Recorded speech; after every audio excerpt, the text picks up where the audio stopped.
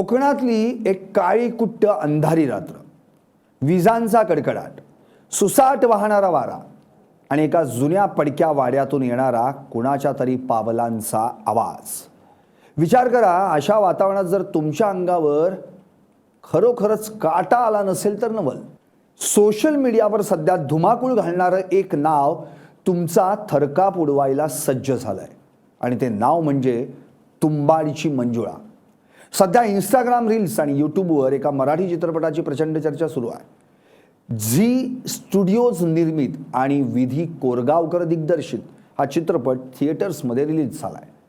पण हा चित्रपट नक्की काय आहे, याच्या नावामध्ये तुंबाड का आहे, यामागचं संपूर्ण सत्य आपण या व्हिडिओतून पाहणार आहोत.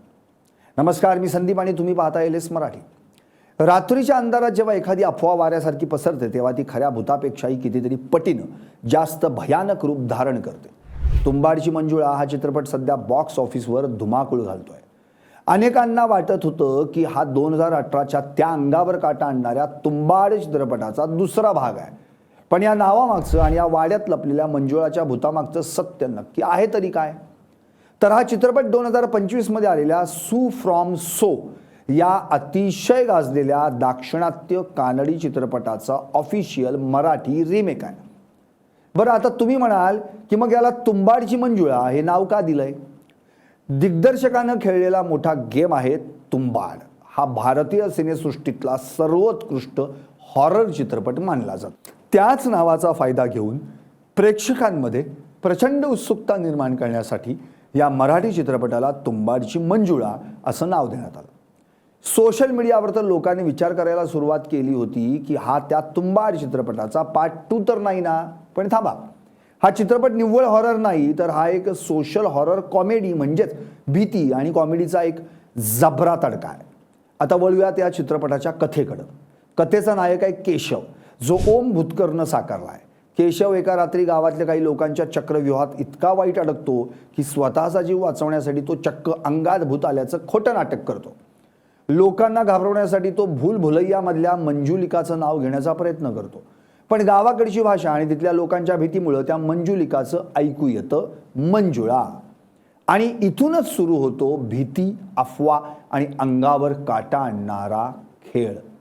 एका खोट्या नाटकाला जेव्हा अख्खं गाव सत्य मानू लागतं तेव्हा परिस्थिती कशी हाताबाहेर जाते हे यात दाखवलंय. सई तामणकर हिनं साकारलेली शोभा आणि जितेंद्र जोशींचा रवी अण्णा या पात्रांनी कथेला एक वेगळीच पकड दिली आहे. तर मकरंद अनासपुरे यांनी नेहमीप्रमाणेच आपल्या अचूक टायमिंगनं कथेतील गंभीर वातावरणातही प्रेक्षकांना हसवलंय. बॉक्स ऑफिसचा विचार केला तर चित्रपटाला संमिश्र प्रतिसाद मिळतोय. पहिल्या 2 दिवसांमध्येच या चित्रपटानं जवळपास 2.25 कोटींची कमाई केली आहे. हा चित्रपट केवळ तुम्हाला घाबरवत नाही किंवा हसवत नाही, तर शेवटी आपल्या समाजात असणाऱ्या अंधश्रद्धेवर आणि खोट्या बुवाबाजीवर एक कडक प्रहार करतो. तुंबाड हे केवळ एका गावाचं नाव नाही, तर हा एक असा शापित प्रदेश आहे जिथं आजही काळोखाच्या गर्भात अनेक भयानक रहस्य जिवंत आहेत. महाराष्ट्रातील रत्नागिरी जिल्ह्यातील खेड तालुक्यात वसलेलं हे तुंबाड गाव वरून जेवढं शांत आणि निसर्गरम्य दिसतं, रात्रीच्या वेळी तिथली भयान शांतता तितकीच अंगावर काटा आणणारी असते. या गावाच्या नावाभोवती आणि तिथल्या मातीमध्ये एक अशी गूढ शक्ती दडलेली आहे जिचा विचार केला तरी माणसाच्या काळजाचा थरका पडतो. कोकणातल्या दाट झाडीत सतत पडणाऱ्या धोधो पावसात आणि जुन्या पडक्या वाड्यांच्या अंधाऱ्या कोपऱ्यात आजही काहीतरी अमानवी वावरत असल्याचा भास होतो, असा तिथल्या जुन्या लोकांचा समज आहे. काही स्थानिक लोकांच्या मते तुंबाडच्या या मातीखाली पूर्वजांचा एक मोठा रहस्यमयी खजिना गाडला गेला आहे. पण हा खजिना साधा सुद्धा नाही, तो एका अघोरी शापानं वेढलेला आहे. असं म्हटलं जातं की जो कोणी या खजिन्याचा शोध घेण्याचा प्रयत्न करतो त्याचा अंत अत्यंत क्रूर पद्धतीनं होतो.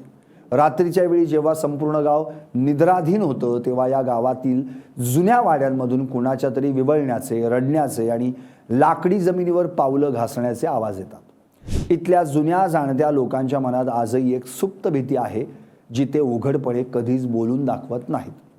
काळोख पडल्यानंतर इथले रस्ते ओस पडतात आणि हवेत एक वेगळाच हिंस्त्र गारवा जाणवू लागतो.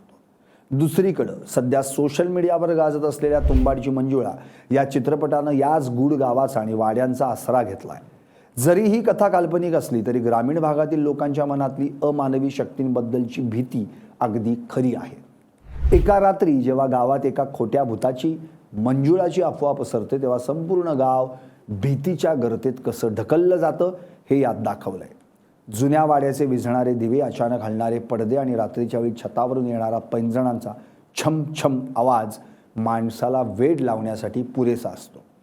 भीती ही केवळ डोळ्यांना दिसणाऱ्या भूताची नसते, तर ते अंधारात पाठीमागे उभ्या असलेल्या अदृश्य अस्तित्वाची असते।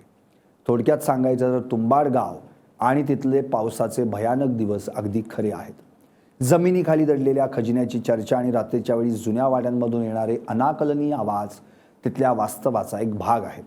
हा होता तुंबाडची मंजुळा चित्रपटाचा संपूर्ण लेखाजोखा। जर तुम्हाला कोकणचा निसर्ग, मालवणी भाषेचा तडका आणि भीतीसोबत हलका फुलका विनोद आवडत असेल तर हा चित्रपट तुम्ही थिएटरमध्ये जाऊन नक्की पाहू शकता।